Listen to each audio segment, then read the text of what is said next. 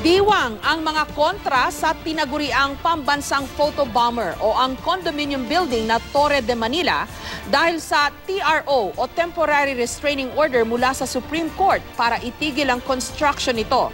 Pero ang 2,000 mga construction worker nasa bingit ngayon ng alanganin dahil hindi nila alam kung meron pa silang trabaho.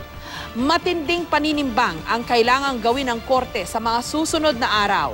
Pagpapahalaga at respeto sa dambana ng ating pambansang bayani sa isang banda. Sa kabila naman, ang kapakanan ng mga manggagawa, pati na rin ang namuhunan sa gusali. Ang tanong, bakit ba kasi umabot sa ganito? Bakit pinayagan ng construction ng gusali para lamang sa kalagitnaan nito'y ipatitigil ng korte? Resulta, sisihan, turuan. Ano pa nga ba ang bago? Samantala, pagkakataon ito para bisitahin muli ang mga proseso ng gobyerno patungkol sa urban planning at historical landmarks. Nakonsulta ba ang lahat ng panig bago sinimulan ang pagtatayo ng building?